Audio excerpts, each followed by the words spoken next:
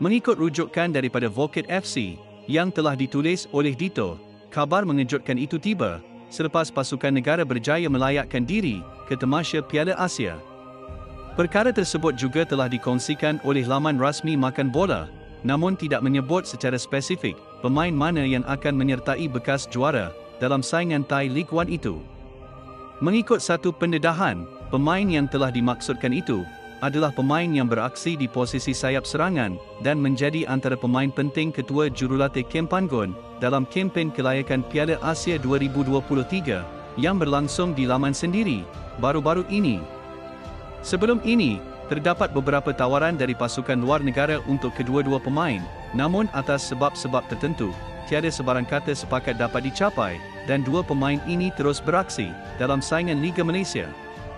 BG Patum sendiri ketika ini telah mempunyai dua pemain yang mengisi kota pemain import ASEAN, iaitu pemain skuad kebangsaan Singapura, Irfan Fandi, dan juga adiknya, Iksan Fandi.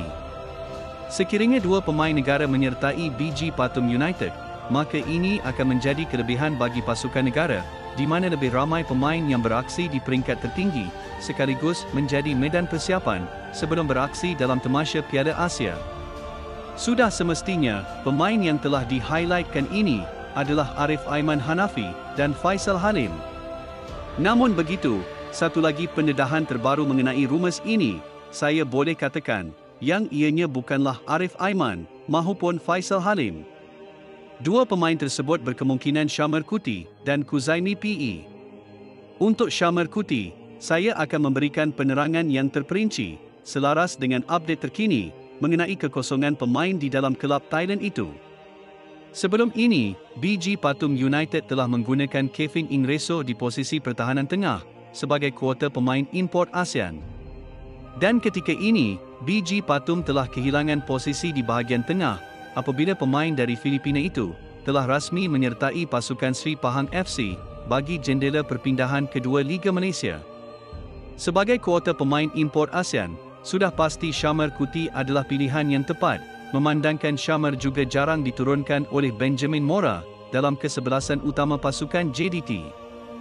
BG Patum juga telah kehilangan pemain di bahagian posisi pertahanan apabila pemain dari Thailand sendiri, iaitu Suanapat Kingkayo, telah menyertai Chiang Mai FC. Mengikut prestasi cemerlang yang telah ditampilkan oleh Kuzaimi PE, mungkin beliau boleh dikatakan pilihan tepat bagi mengisi kuota pemain import ASEAN untuk BG Patum United yang berkelana di bumi Thailand.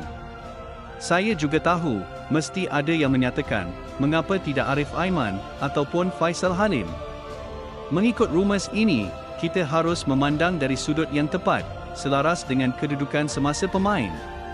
Untuk Arif Aiman Hanafi, sangat mustahil untuk kita perkatakan yang pasukan JDT akan sedia melepaskannya ketika ini. Arif adalah prospek utama pasukan JDT dan beliau adalah pemain yang boleh dikatakan wajib sebagai kesebelasan utama Harimau Selatan dan beliau sentiasa dalam kepercayaan Benjamin Mora.